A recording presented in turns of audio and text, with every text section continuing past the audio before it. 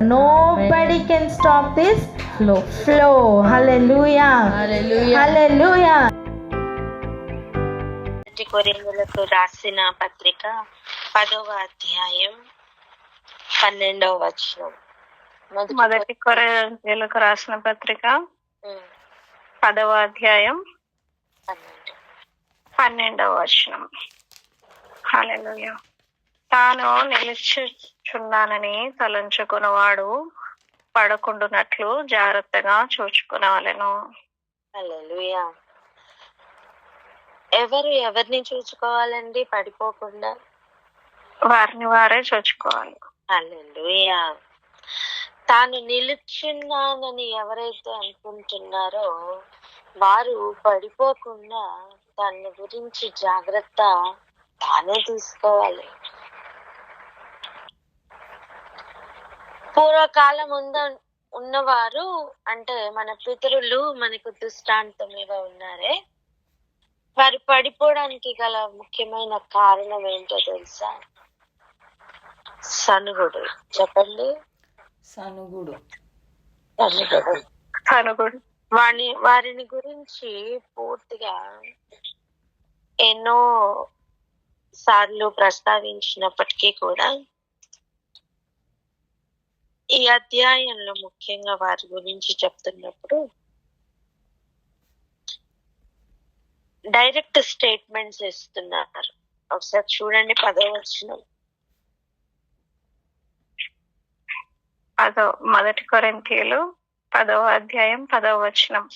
మీరు సనగకుడి, వారిలో కొందరు సనిగి సంహారకుని చేత నశించిరి. డైరెక్ట్ స్టేట్మెంట్ ఇస్తున్నారు. మీరు సనగద్దు. మీరు ఏం చేయొద్దు? సనగద్దు.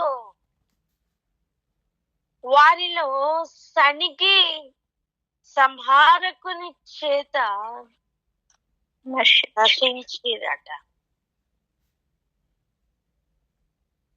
ఆలోచిద్దాం. నిలిచిండుట అనేది ఒక భాగ్యం అండి. పడిపోవద్దు. వారు ఎలా పడిపోయారు అంటే ముఖ్యంగా సనిగారు. ఈ రోజు నీ హృదయంలో సనుగుడు వస్తుందా? పడిపోవడానికి అంచులో ఉన్నారని అర్థం, పడిపోయారని అర్థం. పడిన వారిని సంహారకుడు ఎత్తుకుని వెళ్ళిపోతాడు, లాక్కుని వెళ్ళిపోతాడు. ఎటువంటిదంటే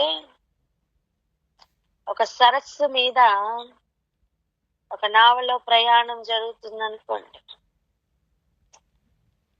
నావలో ఉంటేనే సేఫ్టీ. ఒకవేళ దాంట్లో ఉన్న ప్రమాదములకు ఎవరైనా ఒక్కరు ఆ నీళ్ళల్లో పడితే ఆ ప్రమాదంలోకి వెళ్ళిపోతారు, ఇంకెళ్ళి బయటికి రాలేరు అన్నట్లుగా గనక సరస్సు ఉంటే, ఇప్పుడు ఆలోచించండి, ఎవరు నిల్చొని ఆ పడవలో ఉంటారు వారు మాత్రమే సేఫ్ గా ఉంటారు. ఒక్కసారి పడిన లాక్కుని వెళ్ళిపోతున్న అనేక విష జంతువులు అందులో ఉన్నాయనుకోండి, ఎలా ఉంటుందో అలా ఎవరు పడిపోతారా అని, ఎవరిని మింగేద్దామా అని దుష్టుడు వెయిటింగ్ లో ఉంటాడు. ఆజ్ఞల మార్గంలో వెళ్తున్న వారికి ఉన్న డేంజర్ జోన్. ఆజ్ఞల మార్గంలో ఉన్నంత వరకు అదొక నావ వంటిది. దాంట్లో ప్రయాణం ఆజ్ఞ ప్రకారం చేస్తున్నంత వరకు నిల్చున్న వానితో సమానమే. ఇచ్చిన దాన్ని జాగ్రత్తగా గైకుంటూ దాని మీద శ్రద్ధ నిలిపిన వాడు ఐశ్వర్యవంతుడవుతూ ఉంటాడు. ఇచ్చినది చేయి విడుచుకున్నవాడు, శ్రద్ధ లేనివాడు దానిని చేజార్చుకుంటాడు. ఆజ్ఞలు ఇక శ్రేష్టంగా కనపడవు. ఇంకా సనుగుడు స్టార్ట్ అవుతుంది. సనుగుడు స్టార్ట్ అయిందా, వాడు ఆల్రెడీ పడిపోయాడని అర్థం. సంహారకుడు వారిని ఈడ్చుకొని వెళ్ళిపోతారు. ఎంతమందికి అర్థమవుతుంది? ఈరోజు మన ప్రయాణంలో సనుగుడు అనే దాన్ని లేకుండా జాగ్రత్త పడదామా? సనుగుడు అనేది లేకుండా జాగ్రత్త పడదామా? నీతిని బట్టి, సత్యమును బట్టి మాట్లాడదామా? సత్యం నాకు విరోధంగా గనక సనుగుడు ప్రారంభమైతే అది నిలుచున్న వారు పడిపోవడానికి కారణంగా నిలబడుతుంది.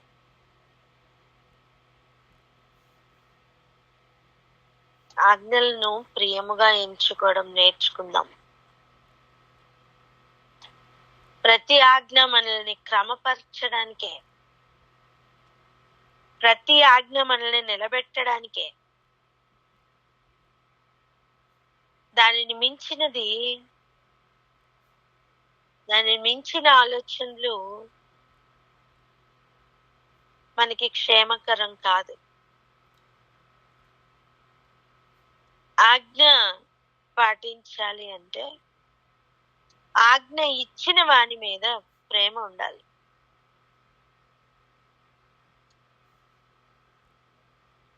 అందుకే ఆయన చెప్తున్న మాట, మనం ఆయన ఆజ్ఞలను పాటించుటయే ఏంటి?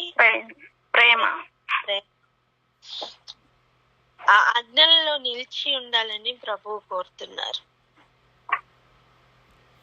అలా ఆజ్ఞల్లో వెళ్తున్న వారికి ప్రభు చెప్తున్న మాట, ఇక్కడ నిలిచిన వారికి కలిగినట్టు నీకు కూడా భాగ్యం ఇత్తును, నిలుచు భాగ్యం ఇత్తును అంటున్నారు. మనకి ఇక్కడ చూపిస్తున్నారు ఇశ్రాయేలీల్ని, పడిపోయిన ఇశ్రాయేలీల్ని దృష్టాంతములుగా చూపిస్తున్నారు. ఒకసారి 11వ వచనం చదవండి. 1 కొరింథీయులు 10వ అధ్యాయం 11వ వచనం. ఈ సంగతులు దృష్టాంతములుగా వారికి సంభవించి యుగాంతమందున్న మనకు బుద్ధి కలుగుటకై రాయబడెను. స్తోత్రం. ఇది ఎవరికి బుద్ధి కలిగించడానికి? మనకే. యుగాంతమందున్న మనకి. పలకండి అన్నమాట. యుగాంతమందున్న మనకి. హల్లెలూయా. యుగాంతమందున్న మనకు బుద్ధి చెప్పడానికి దృష్టాంతములుగా, ఎగ్జాంపుల్ గా ఇవన్నీ వారికి సంభవించాయట.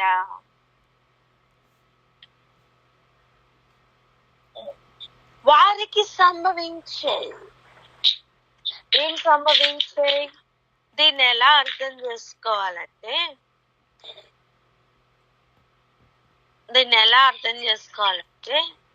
ఉపదేశం విని దాని ప్రకారం, ఉపదేశమును విని దాని ప్రకారం జీవితమును కట్టుకుంటున్నవాడు, విని పాటిస్తున్నవాడు ఏం చేస్తున్నట్టు? బండ మీద తన ఇంటిని కట్టుకుంటున్న బుద్ధిమంతుణ్ణి పోలి ఉంటాడు. బుద్ధిమంతుణ్ణి పోలి ఉంటాడు. ఇప్పుడు వాడు పడిపోతాడా లేదా అని వాడిని పడగొట్టడానికి వచ్చే ఉపద్రవాలు కావచ్చు, పరీక్షలు కావచ్చు, అన్ని సేమ్ టు సేమ్. ఎవరెవరికి? బండ మీద కట్టుకున్న వాడికి, ఇసుక మీద కట్టుకున్న వాడికి. బండ మీద కట్టుకుంటున్న వానికి, ఇసుక మీద కట్టుకుంటున్న వానికి అర్థం విని పాటిస్తున్న వానికి, విని విడిచిపెడుతున్న వానికి. చెప్పండి అన్నమాట. విని పాటిస్తున్న వానికి విని విడిచిపెడుతున్న వానికి.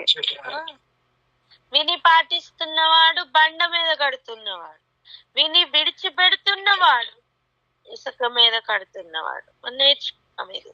కానీ ఈ రోజు చూడండి, విని పాటిస్తున్నవాడు బుద్ధిమంతుడు, విని విడిచిపెడుతున్నవాడు బుద్ధి లేనివాడు. చెప్పండి అన్నమాట.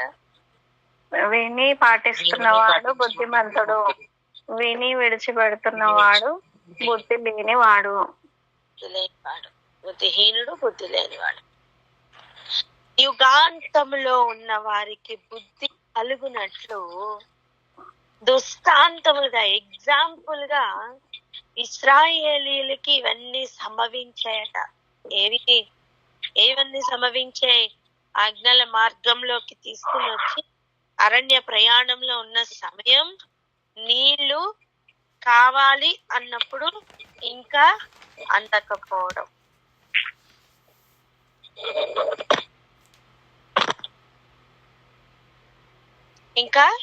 అందకపోవడం, ఆ సమయం ఏం జరుగుతుంది?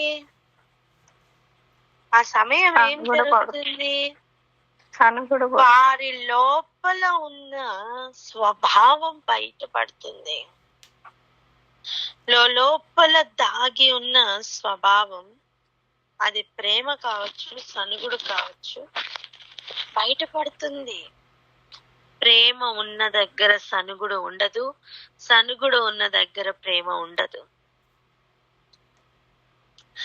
బుద్ధి ఉన్న దగ్గర సనుగుడు ఉండదు, సనుగుడు ఉన్న దగ్గర బుద్ధి ఉండదు. ఈరోజు మనం ఆజ్ఞల ప్రయాణంలో వెళ్తున్నప్పుడు మనం ఎలా ప్రవర్తిస్తున్నామో ఒకసారి ఆలోచన చేద్దాం. ఈరోజు నీకు ఆయన మార్గములు, ఆయనలో నిలిచి ఉండుట, ఆయన ఆజ్ఞలు సనుగుడు పుట్టిస్తున్నాయా? ఆసక్తిని రేపుతున్నాయా? ఎలా ఉన్నా ఈ ప్రయాణం ఎలా కొనసాగిస్తున్నాం? ఆలస్యం అనేది మనల్ని టెస్ట్ చేస్తున్న పీరియడ్. ఆలస్యం అనేది మనల్ని టెస్ట్ చేసి నిరూపిస్తున్న పీరియడ్ అండి. నిరీక్షణకు టెస్టింగ్ పీరియడ్ అది. విశ్వాసమునకు టెస్టింగ్ పీరియడ్ అది. ఏది? ఆలస్యం. ఆలస్యం యొక్క ప్రయాణం ఎలా ఉండాలో తెలుసా? లేదా ఆలస్యంతో కూడిన ప్రయాణం హృదయంలో ఆసక్తిని ఎలా రేపాలంటే, చూడండి, ఒక ప్రయాణం ప్రారంభించి మనం చాలా ఇష్టమైన గమ్యం వైపు వెళ్తున్నాం అనుకోండి. ఫర్ ఎగ్జాంపుల్ వైజాగ్ వెళ్తున్నాం అనుకోండి. చాలా ఇష్టమైన ప్లేస్, చాలా బాగుంటుంది, నేను అక్కడికి వెళ్తున్నాను అని ఒక ఎక్సైట్మెంట్ తోనే ప్రారంభించిన ప్రయాణం దగ్గర అవుతున్న కొద్దీ దాని మీద ఆసక్తి పెరుగుతుందా, తగ్గిపోతుందా? చెప్పండి. పెరుగుతూ ఉంటుంది. ఓకేనా? వెళ్తున్న వాహనం యొక్క టైర్ పంచర్ అయింది, ఏం చేస్తాం? అయ్యో అని చెప్పి వెంటనే మార్చుకుంటాం. బాగా వర్షం పడిపోతుంది, అసలు ఏం రోడ్లు కనబట్లా, ఏం చేస్తాం? పక్కకు కొంచెం ఆపి అవన్నీ క్లియర్ అయిన తర్వాత మళ్ళీ వెళ్తాం. ఇలా ఏ ఆటంకం వచ్చినా వాటన్నిటిని దాటుకుని వెళ్ళిపోతూ ఉంటాం. ఆసక్తి అధికమవుతూ ఉండాలి. దగ్గరకు వస్తున్న కొద్దీ, గమ్యం చేరడానికి సమయం దగ్గర పడుతున్న కొద్దీ ఆసక్తి ఇంకా ఎక్కువ అవుతూ ఉంటాయి. ఇది ఇష్టంతో కూడిన ప్రయాణం అండి. ఇది ఎటువంటి ప్రయాణం? ఇష్టంతో కూడిన ప్రయాణం. అలా కాకుండా ఇష్టం లేని ప్రయాణం అనుకోండి, ప్రతి ఆటంకం దగ్గర సనుగుడే, ప్రతి పనిలోనూ సనుగుడే, ఎక్కడ ఛాన్స్ దొరుకుతుందా వెనక్కి వెళ్ళిపోదాం అనిపిస్తుంది. ఎక్కడ ఛాన్స్ దొరికితే చెప్పండి అక్కడ వెనక్కి వెళ్ళిపోవాలనిపిస్తుంది. చాలా సార్లు ప్రయాణం ప్రారంభించి మధ్యలో వెనక్కి తిరుగుతున్న అనుభవాలు ఉంటాయి. ఎప్పుడు ఇష్టం లేని ప్రయాణంలో, ఇష్టం ఉన్న ప్రయాణంలో, ఇష్టం లేని ప్రయాణంలో అంత తేడా ఉంటుంది. ప్రభు మన ప్రవర్తనని గమనిస్తూ ఉంటారు. చాలా మంది ఇరుకైన మార్గంను కనుగొనలేరు. విశాలమైన మార్గంలో అనేక మంది ప్రవేశిస్తారట. ఇరుకైన మార్గంలో అలా కాదే, చాలా కొద్ది మందే ఆ ఇరుకైన మార్గాన్ని కనుగొంటారు.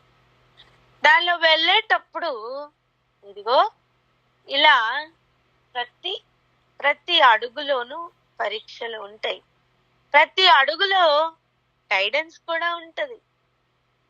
ఆ రోజు ఇశ్రాయేలీయుల్ని చూపిస్తూ ఈ రోజు బుద్ధి కలగడానికి గైడెన్స్ ఇవ్వట్లేదా? ఆ రోజు వారు సణిగి పడిపోయారు, వారు సణిగి సంహారకుని చేత నశించారు, మీరు అలా సనక్కండి అని చెప్తున్నది గైడెన్స్ కాదా? ఈరోజు ఎంతమంది ఇటువంటి గైడెన్స్ ని స్వీకరించడానికి తీసుకొని సంతోషంగా ప్రయాణంను కొనసాగించడానికి సిద్ధంగా ఉన్నారు? నేను హల్లెలూయా, హల్లెలూయా. హల్లెలూయా. ఇంతవరకు సణిగవేమో ఇక ముందుకు సణగకు. ఇంతవరకు బుద్ధి లేకుండా ప్రవర్తించవేమో ఇక ముందుకు బుద్ధి కలిగి ప్రవర్తించు. ప్రాణాత్మ దేహములు ఈ మాటలు వినని, ప్రాణాత్మ దేహముల్లోనికి ఈ మాటలు చొచ్చుకొని వెళ్ళని, లోపల ఉన్న సణిగే తత్వంను తీసి పారవేసుకోవడానికి, కడుక్కోవడానికి, హృదయంను జీవితంను కడుక్కోవడానికి సిద్ధపడు. అప్పుడు ఈ మాటలు, వాక్యం ఉదకం వలె అడుగుతుంది. ఆలోచన చేద్దాం.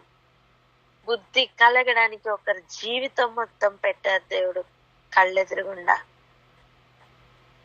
ఇప్పటికైనా బుద్ధి తెచ్చుకొని ఒక్కొక్క ఆజ్ఞను ఇష్టముతో పాటిద్దామా? మన సనుగుడు మన ఎక్స్ప్రెషన్ లో తెలుస్తుంది. ఇష్టం, ప్రేమ ఎక్స్ప్రెషన్ లో తెలుస్తుంది, పనిలో తెలుస్తుంది, ప్రవర్తనలో తెలుస్తుంది.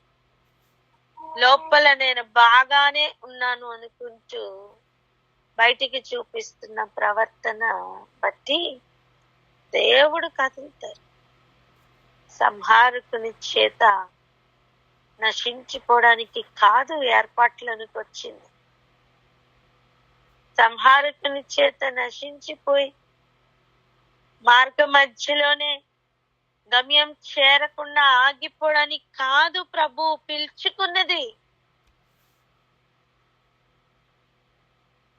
ఆయన పిలువబడిన వారిని, ఏర్పాటులోని ఉన్న వారిని బట్టి శ్రద్ధ కలిగి ఈరోజు దృష్టాంతములుగా ఈ మాటలు మన చెవులో వేస్తున్నారు.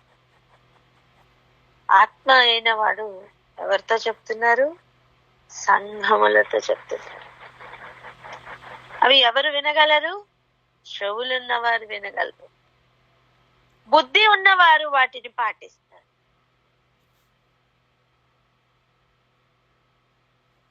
చెవులు వివేకం కలిగి స్వీకరించినప్పుడు బుద్ధి కలిగి దాన్ని పాటిస్తారు.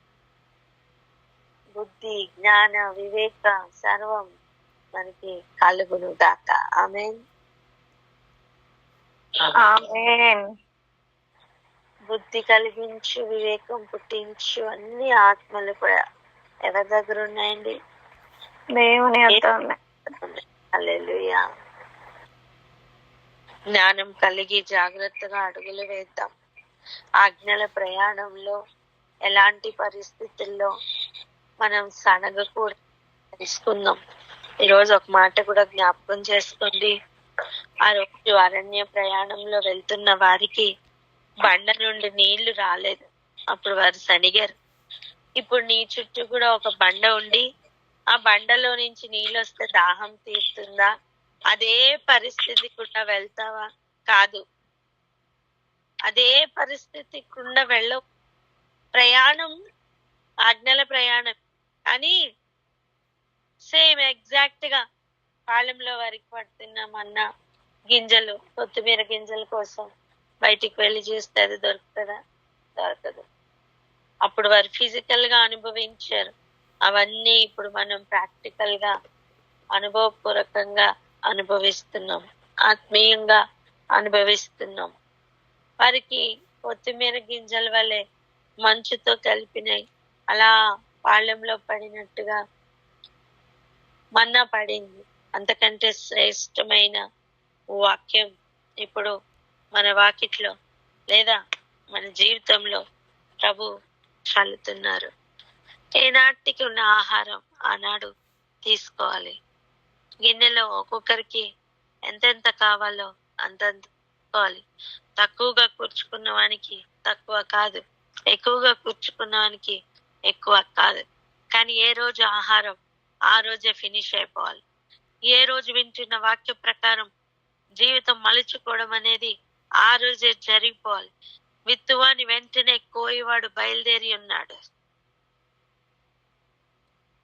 విత్తనం విత్తినప్పటికీ ఫలం ఫలించడానికి ఇంకా చాలా సమయం ఉందిలే, 3-4 నెలలు, 5-6 సంవత్సరాలు ఇంకా టైం ఉందిలే అనుకుని భ్రమపడద్దు.